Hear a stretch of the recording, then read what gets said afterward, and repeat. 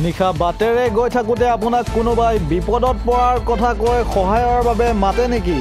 যদি আপোনাক মাতে তেন্তে সহায়ৰ হাত আগবঢ়োৱাৰ পূৰ্বে 100 বাৰ ভাবক, কিয়নো নিশাৰ এনে এটা ঘটনা পোহৰলৈ আহিছে কামৰূপৰ গৰৈমাৰীৰ পুখুৰীপাৰ গাঁৱত নিশা বিপদত উদ্ধাৰ কৰিবলৈ গৈ মৰেল পুলিচৰ ৰোষত পৰিছে এজন লোক।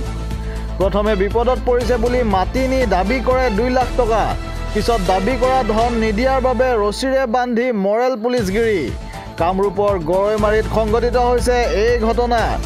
গৰৈমাৰীৰ পুখুৰীপাৰস্থিত NK পাহাৰত বিদ্যুৎ বিভাগৰ পাৱাৰ হাউচৰ কামত নিশা টহল দিয়াৰ দায়িত্বত থকা তহিদুৰ ৰহমানক এদল লোকে ধন দাবী কৰি চলাই মৰেল পুলিচগিৰি। পুখুৰীপাৰ গাঁৱৰ আব্দুৰ ৰহিম নামৰ লোক এজনৰ ঘৰলৈ লৈ গৈ এদল লোকে চলাই মৰেল পুলিচিং। পিছত ভুক্তভোগী তহিদুৰ ৰহমানে গৰৈমাৰী থানাত এজাহাৰ দাখিল কৰা বুলি জানিব পৰা গৈছে। গৰৈমাৰীৰ পৰা ৰেজাউল হাছানৰ ৰিপৰ্ট, এনি আছাম 24/7। বুধবাৰে 5 তাৰিখে মই NK কোম্পানীৰ ৰাতি থাকাকৈ যাই আছিলোঁ। এনেকৈ ৰেগুলাৰে মই আপ ডাউন কৰোঁ। তাৰপিছত আনাৰ বেছিদিনৰ চকত এজন অচিনাকি ল'ৰাই মোক উত্তৰ ফালে মাতি লৈ যায় এক ঘৰ মানুহ তাত সোমাই দি ৰহিমৰ ঘৰত তাতে মোক 2 লাখ টকা দাবী কৰে। মই 2 লাখ টকা নিদিয়াত গোটেইখিনি মানুহ মাতি আনি এনেকুৱা মাৰপিট কৰে, মুঠৰ মোৰ তিতানাৰ মাথায় কাম নকৰে। তাৰপিছত আৰু মই ঘৰৰ ভিতৰত সোমোৱাৰ কৰাৰ লগে লগে আৰু গৃহস্থই কিন্তু ঘৰৰ মানুহে নাজানে। তাৰপিছত যেতিয়া নেকি মাৰপিট কৰে কোণাত, বাৰাণ্ডাৰ কোণাত, তেতিয়া গৃহস্থৰ মানুহৰ দৰ্জা এই ৰাইজৰ মানুহে খোলে, চিটকানি খুলি আনে। তাৰপিছত গৃহস্থৰ মানুহে মোক বাচাৰ চেষ্টা কৰে আৰু ঘৰত খবৰ দিয়াৰ চেষ্টা কৰে, কিন্তু সিহঁতে নানান ধৰণৰ ভাবুকি দিয়ে। তাৰপিছত আৰু মোক তাৰ গলৰ ৰছী লগাৰ পিছত মই যেতিয়া ঘৰৰ ভিতৰত সোমোৱাৰ ব্যৱস্থা কৰিলোঁ, তেতিয়া মোক বাহিৰ ফালে টানি আনি গলৰ ৰছী লগাই। তেতিয়া মই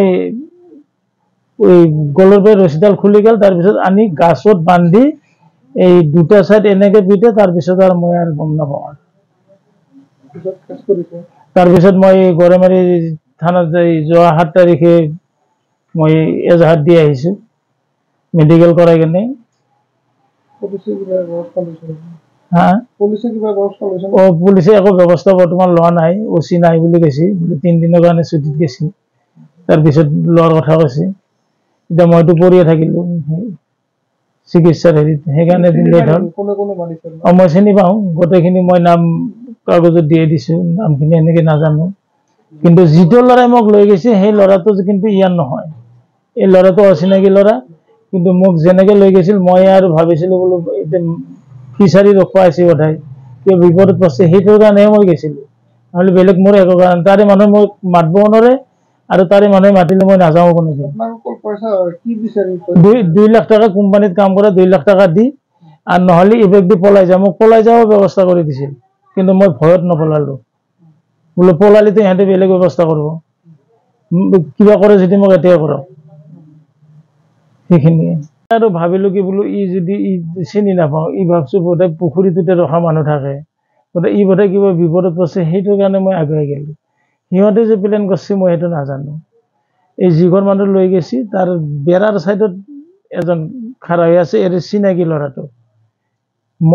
মোক সোমাই নিয়াৰ পিছত ল'ৰাটো আৰু বেৰাৰ পৰা বাহিৰ হৈ আহিল। তাৰমানে সিক চিনি পাওঁ মই নাম নাজানো। এই ৰহিমৰ ঘৰত চতলত সেই নাঙালাত মাৰপিট কৰে, কৰি কেনে তাৰপিছত পইচা 2 লাখ দাবী নিদিয়াৰ ফলত আৰু মানুহ মাতি আনি কেনে মোক বোলে পইচা নিদিয়ে, ধৰ। এনেকৈ কৰি গলটি নি মোক এই বাৰাণ্ডাৰ কোণাত নি কেনে এনেকুৱাকৈ মাৰপিট কৰে। মই ইমান বকি থাকোঁ, পানী খোজোঁ, ইমান তেজ ওলাই আছে, কিন্তু কোনো মোক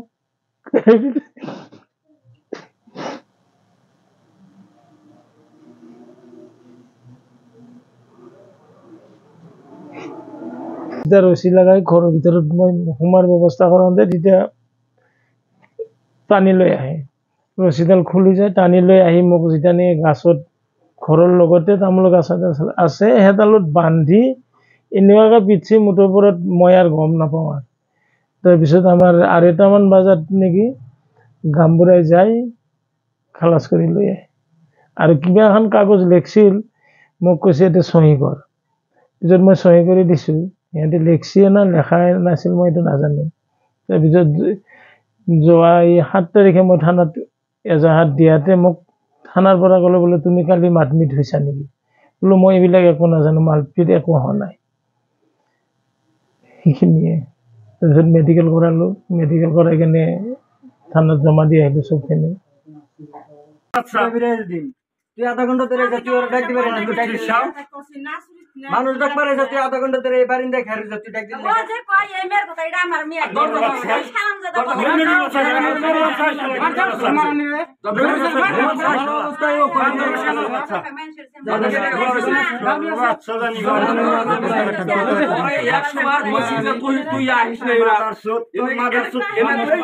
বাচ্চার জন্য কোন হাল বাইরে না বেসরমের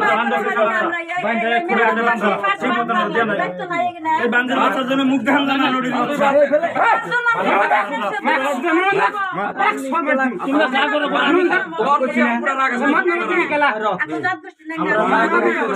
অবশ্যই করুন।